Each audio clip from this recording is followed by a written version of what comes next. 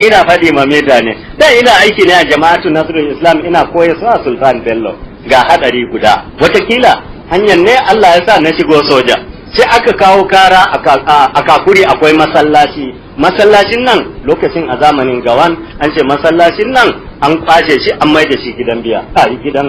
abin na farko suka mai da shi church sai aka ce akwai hadari in musulmai sun fahimta sai suka mai da shi officers bin mess a inda ake shan giya shi limami ya zo ya kara a jama'atu ni ina wajen sai aka ce to ya jira a waje aka zauna aka yi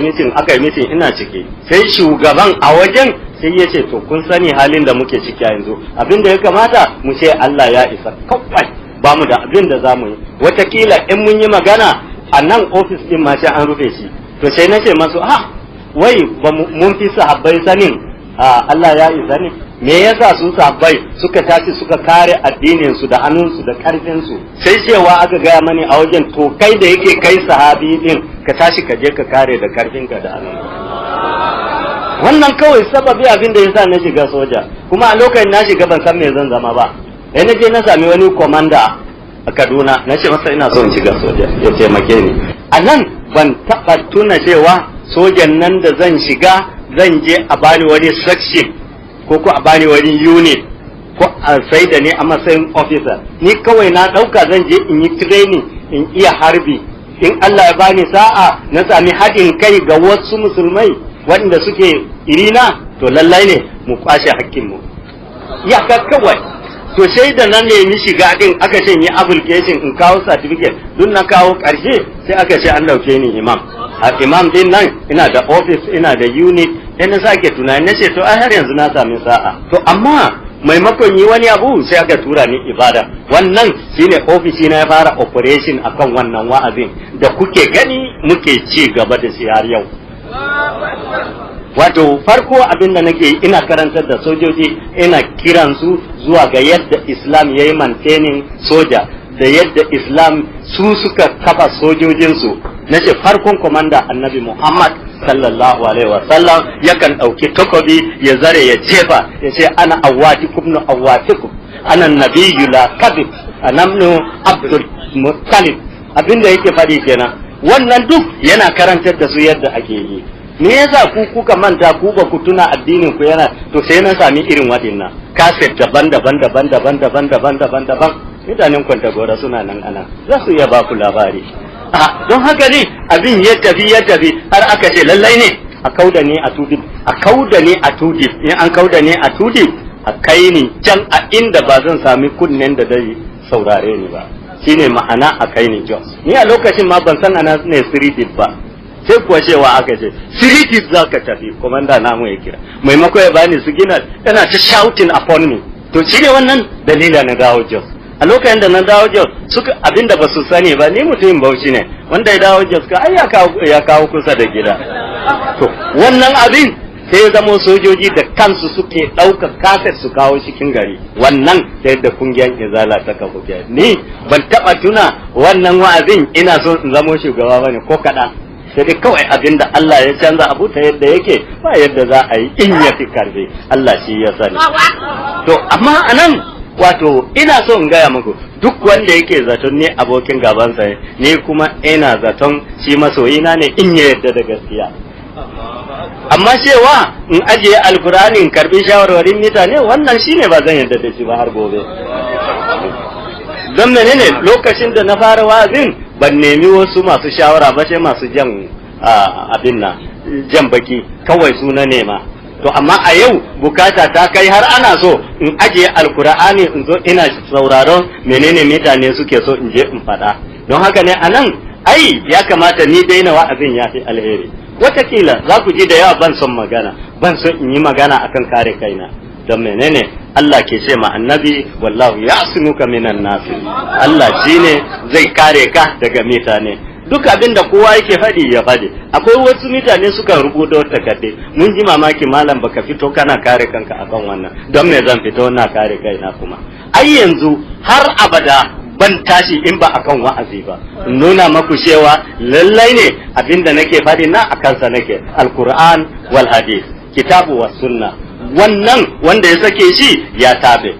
Duk abin da kake yi baka iya wayo ma Allah, baka daga alkur'ani sama kana lashe shi kace kana son sa a zuciyanka ba shi bane. To don haka ne anan Allah ya riga kowa sanin abin da ke zuciyan mai zuciyan. Don haka ne anan ba zai yiwu a ce an bar kadiriya an bar tijjaniya a koma bautan siyasa da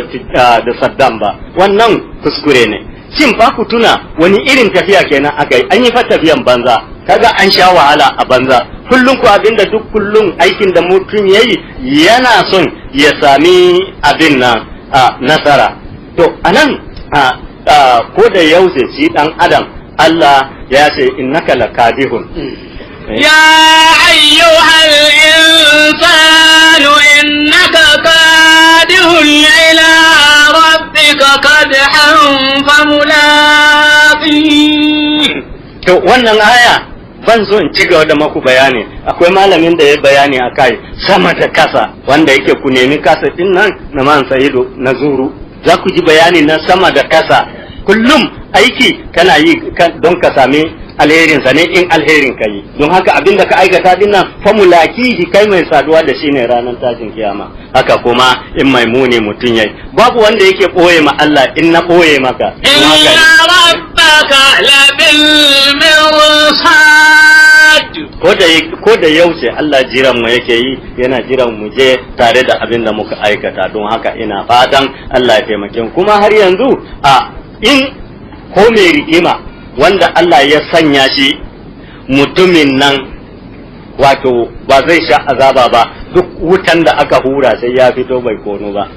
Watakila kana tuna in an dafa kalwa ko an kwana sa wuta, kaga wasu sun zama murduk, kaga wani in ka tauna shi har abada. Wato abin mamaki sai in ga wasu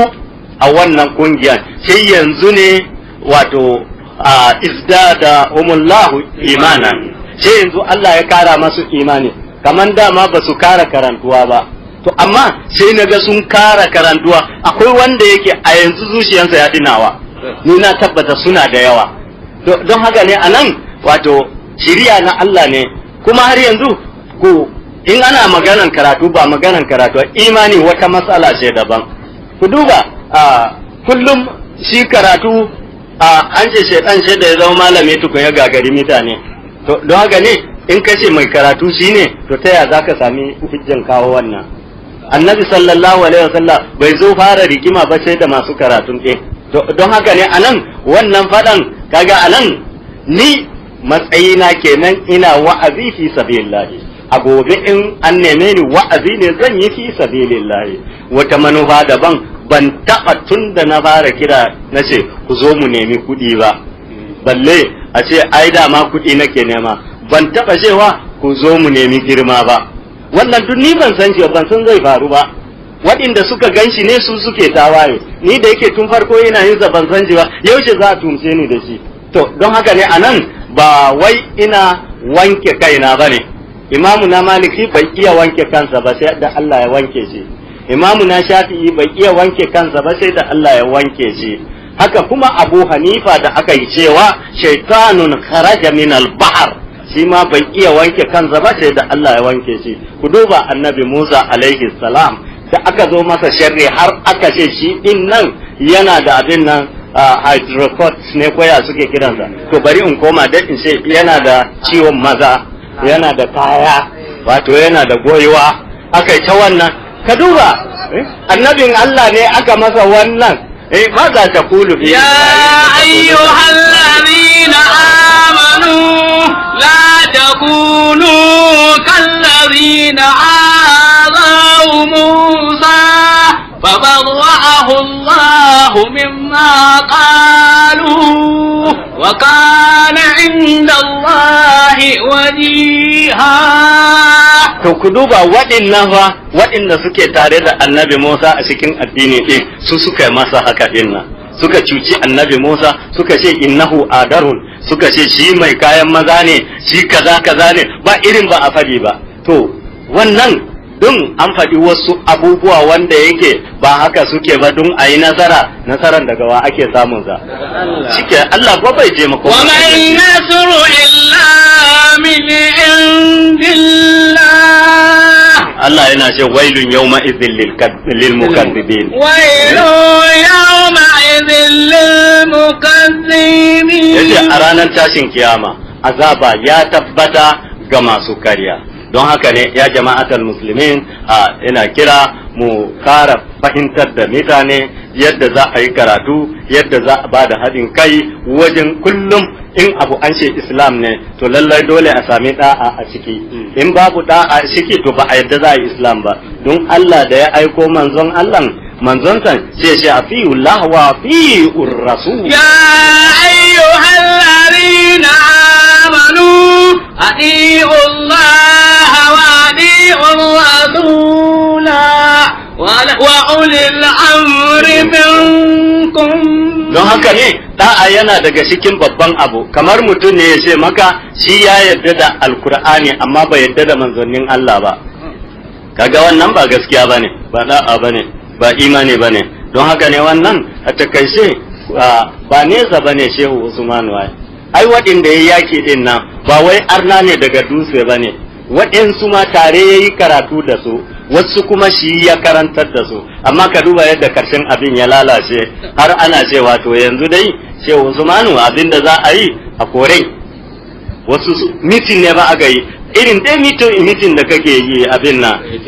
ake yi a nan kuna jin Shehu Usman yana ce da biya ma be ya ganan mu gana be joftina be darwadun kwana da biyan su kenan yace kullum sai su ce mu je wuri kaza mu gana yace abinda za su tauna din nan ba abinda ne fa Allah yace ba abinda suke taunawa to a kashe shi ko kuma a kore ko kuma a fidda shi abin nan daga cikin mutane wannan duk yazo yana ba su amsa a takaice yana cewa barai da yam da nyaka riwai da yam da nyaka Shehu Usman yana ga wannan shi ma kuza ne ba wai yana faɗa da wasu malamai ne ko kun manta wanda ya rubuto masa takarda yadda yake ce ma Shehu Usman kada ya haɗa maza da mata wannan kafa shaina wannan ya isa aibi dan me yake haɗa maza da mata a wajen karantarwa duk sai Shehu Usman maimakon ya bashi amsa sai sai Abdullahi ba shi amsa don haka ne farkon abinda Abdullahi ya ce sam'an lima qulta fasma anta ma qulna izartikabu akhaffu durri kallazima ka duba wannan fadan da abin nan kuma har yanzu in kun tuna da Shehu Usman ya rasu ai Abdullahi baya cikin Sokoto wani wuri ne yake yazo zai dawo don kawai ma yayi ta'aziya sai aka garke kofa sarauta yake so sarauta yake Allahu akbar yana son mulki shugabanci yake so wanda yake yana gaba da shi